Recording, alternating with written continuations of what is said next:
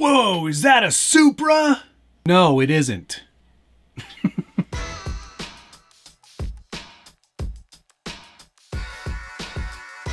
Welcome back to the Scale Builders Guild. Thanks again for watching. It's episode 52 of What's on the Bench Weekly.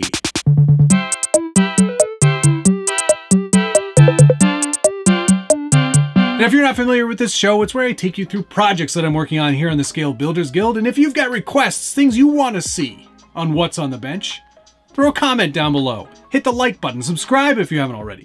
Ring that notification bell so you get updates anytime there's a new video from the Scale Builders Guild. All of those things will help you help me make more good quality content. So be sure to do that.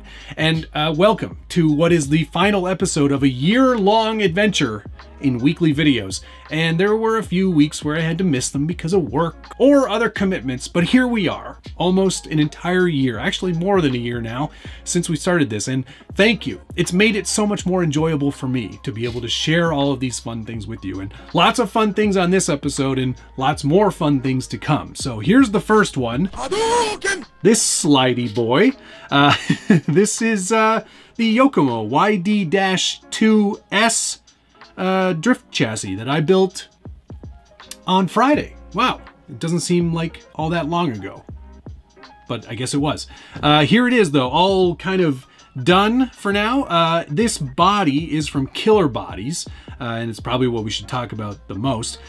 It's already done. It was ready to go out of the box. Someone took all of the time to paint it, detail it, sticker it, and add lots of nice little detail bits. It is a very nice Subaru BRZ, which is the equivalent of the Toyota 86. I think the 86 is what it is. But great looking body, cool drifter, and yeah, I'm just waiting on some electronics now, and then we will be Drift Kings. I think it's just that easy. You literally put electronics in it, and it drifts itself. Probably not the case, but I'm very excited about the potential and possibilities of what this is going to offer. Yes, I did put body clips on this body. I shan't have probably done that, being the Scale Builders Guild, and I did catch some grief for doing that. But I'm treating this as sort of my first foray into drifting. And I could have magnet mounted it, I'm sure, but I wasn't really thinking about that. I was like, I just want to get this thing out there and have some fun. So, that's one strike for me, and I graciously accept that. That's on me. I'll own it. But to make up for that, I did add some interior details. I took Josh's seats from the Porsche and scaled them down ever so slightly to fit this 10th scale body. And then I also added the Porsche dashboard. I actually mirrored it so it's right-hand drive, as it should be, because of this doodad and where the mirrors are. I knew it was right-hand drive. So we did that, made it right-hand drive, stuck an Axial chain link steering wheel on there for now. And it was really, honestly, just to have some semblance of an interior in this car. But yeah, it's pretty cool, man. I have to say, I was surprised at how like slidey drift wheels actually are. I have zero experience with drifting, so forgive me if I don't really know what I'm talking about or what I'm doing. But the object of building this car was to learn about drifting. I'm probably going to go out with K-pop. We're going to hit some of the local drift scenes here and see if I've even got the potential for even being able to do this. I'm not the best driver. We all know that. I can drive a full-size car in the driveway only on Tuesdays. But a drift car is an entirely different beast. I've been watching a lot of videos. The guys from Donut actually did a bunch of drift series at Super G in LA. And, you know, that's sort of like Mecca, I guess, for North America. I would love to check that place out at some point in the future. This is my first go at it. I invite you to go watch the build video. I'll put a link right up there so you can check that live build out. I did that on Friday night. There were a few steps that I definitely missed. I'm well aware. Many people called out that I missed a bearing in the transmission, so we're gonna have to take that apart before the electronics come. They were supposed to be here today, but UPS let me down, so we'll be getting those electronics in here ASAP. Probably on the next episode of What's on the Bench, you'll see electronics in there. A couple more details on the body. Those are functional light buckets, so you can add LEDs, which I will be doing. I may even try some of the flexible LEDs around so we can actually have some of the cool like marker lights that they use nowadays. There's some cool plastic bits, tow hooks and whatnot. All the mesh is real mesh. Isn't that cool? That's pretty cool. Very nicely detailed body. I'll put links down below to all of these things so you can pick them up. You cannot buy this chassis anymore. They've done some revisions on this one since this one, but this one did come with carbon fiber chassis plate and is, I guess, a pretty widely accepted decent chassis for a kit chassis. The thing that weirds me out about these drift cars is the steering radius and how extreme the steering angle is on these cars. It's so crazy to see that. But if you want to go sideways, that seems to be the right way to do it.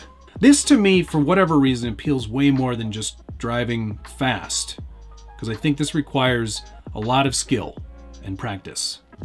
And if there's anything I'm good at, it's spending a lot of time doing the same thing over and over again. Can't wait to rip some dank nooners. Sure, you probably don't do that in this sport. More to come on it, though. Okay, on to the next thing. Nexty on the benchy, we've got the old Utron. I say old, this thing just came out. But as you can see, this is just the body shell. At one point we did clear the window and cut out the side windows and print a full interior from Night Customs, which does look very good. I printed this out in that carbon fiber PLA and it just looks awesome. It almost looks as if it's like a textured finish, which just looks, it's amazing. I love it so much. All printed on the Bamboo X1 carbon, I might add. But we won't be needing these things anymore because we've created what I always set out to make. Toyota FJ Cruiser. Here it is. A few things obviously had to change on the Utron to make this smaller body work. This is a 9th scale FJ Cruiser body. This is a Nico body. It used to have hilariously large tires and 2 motors on axles and pathetic performance, and now it's not going to have any of those things. This is a hard body. It's you know, real hard body, and looks fantastic from all angles because this is as accurate an FJ Cruiser as you can get. I've always really liked this truck. I know that some people do not. Those people are crazy.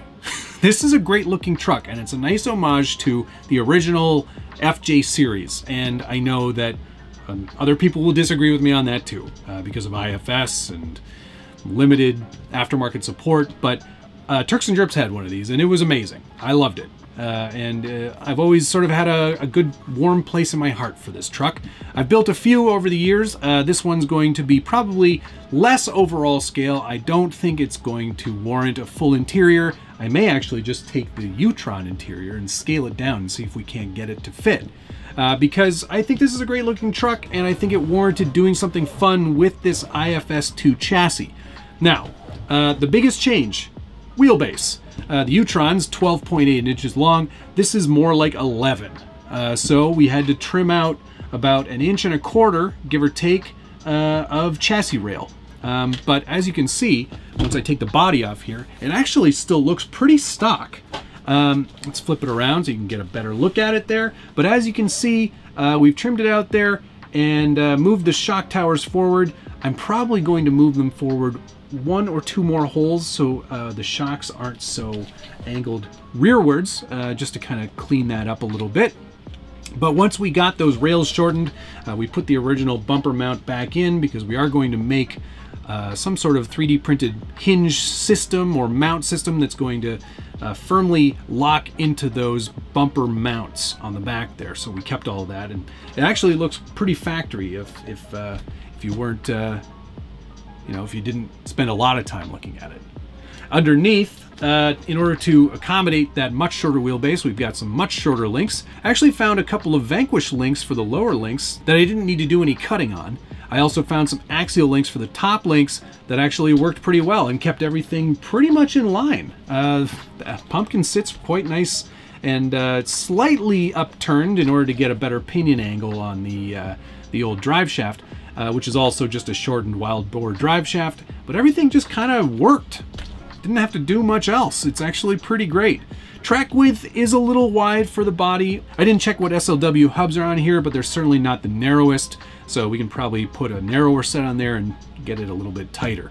Nothing changed on the IFS front except for the new Night Customs TRD skid plate, which I think looks fantastic. This is actually printed in a metallic kind of bronze or metallic gold, I guess, and actually works really well as just a standard color without having to do any painting. Obviously the TRD logo was painted, but otherwise no significant changes to the chassis. Oh, I did trim the inner fenders a little bit in order to accommodate that new body, but otherwise it's just the Utron shortened.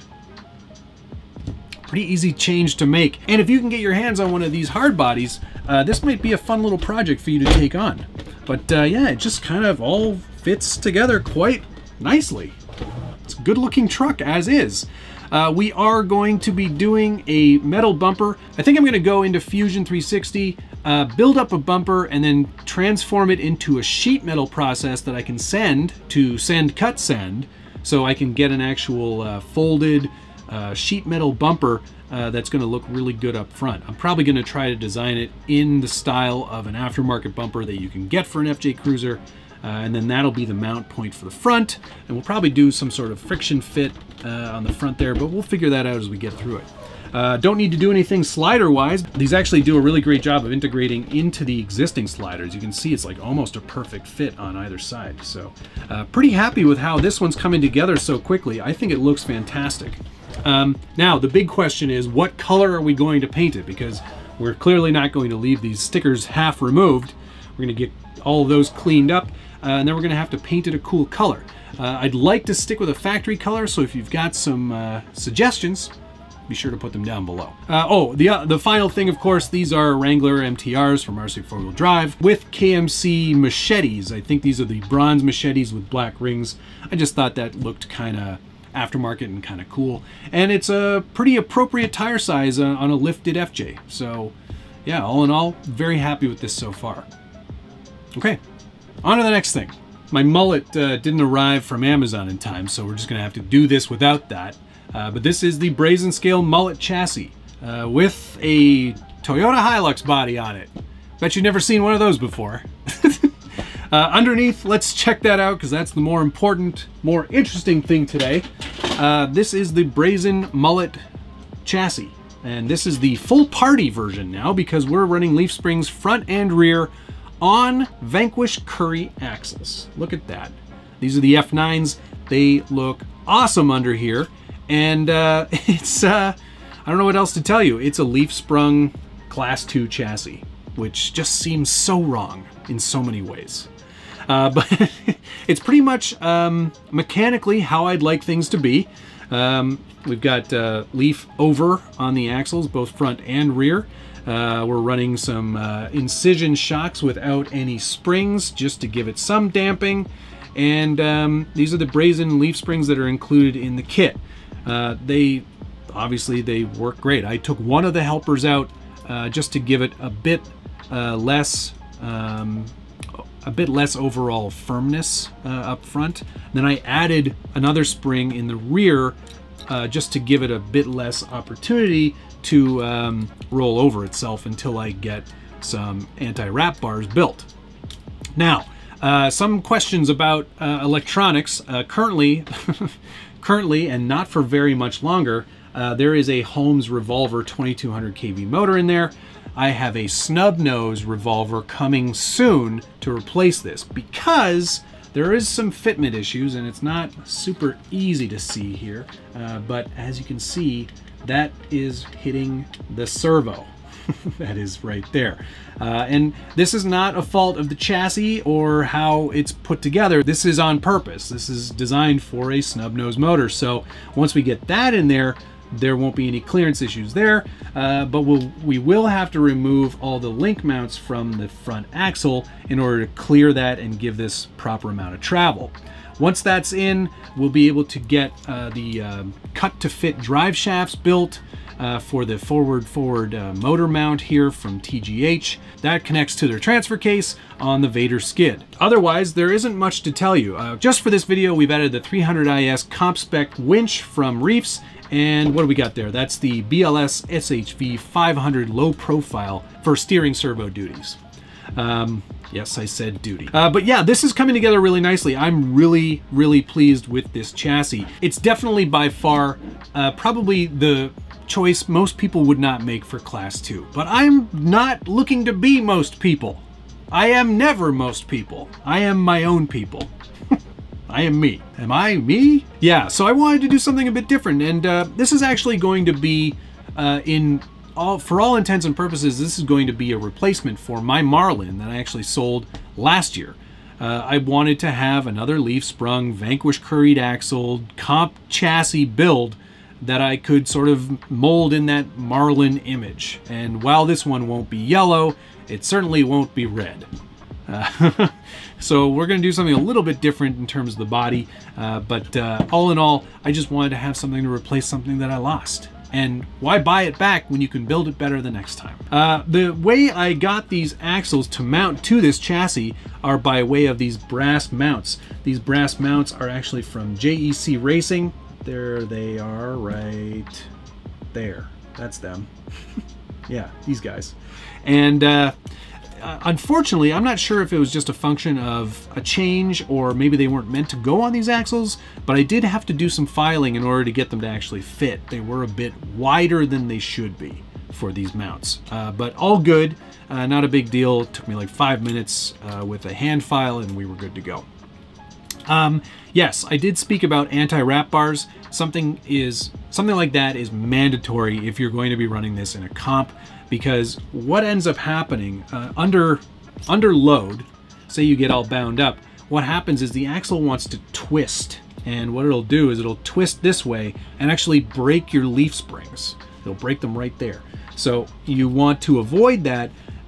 So the best way to avoid that is to add a bar that kind of connects to the pivot point and then a point on the chassis, and that won't allow it to rotate anymore through its axis, and that way it won't break your leaves. But yeah, that's the full party. I'm pretty excited about this one, and while I may not actually end up using it in a comp, there's always a strong likelihood that I will. If you want to see that, throw a comment down below. Otherwise, yeah, that's going to do it for this one. On to the next thing. Now, I literally just pulled this out of the box just now, but here are the chassis rails for the UTB18 conversion kit. And I went ahead and printed all the files for this kit, but what this does, where is it? What this does is it takes your UTB18, this little guy, and converts it into a chassis railed truck, or in this case, Beetle. This is they call it the bugger chassis, terrible name, but it offers you the option of converting it to a actual Volkswagen Beetle. You use the Tamiya Sand Scorcher body and the axles and some of the links, and you can actually, and the electronics, mine's already been upgraded to a Holmes setup, so we're going to be using the electronics, the axles, everything but the cage basically, and convert it to a chassis railed Beetle. I'm really super excited about this. I'm actually going to do up the body as Shippy as well, so we're going to have 2 Shippies here. Maybe actually, you know what? It'll be a 3rd Shippy at some point too, once I get around to painting this guy. So there's going to be 3 Shippies in the house, which is great. Miss you, fucker. And I'm really super excited about this one. But a couple people put me onto this one. I think they're sold out for the time being. There are options to have everything printed for you, so you don't have to go ahead and print everything if you don't have a printer at home. But they send you the rails. They'll send you all the files. I printed all this stuff in advance so I could just get started on this. And then you just need to supply your own UTB18 and some sort of Beetle body. Preferably the Sand Scorcher, because it all goes together. There's even a motor that goes with this too, all in the files. Very, very cool stuff. So this is the next project on the bench after a series of other projects. So it's just going to be you know, stick around. You're gonna see stuff happen. So there you go. That's where we're at with What's on the Bench, episode 52. Stick around for episode 53 coming up next week. It's just gonna be more great stuff. So I hope you will stick around. Thank you so much for watching. We'll see you again next week.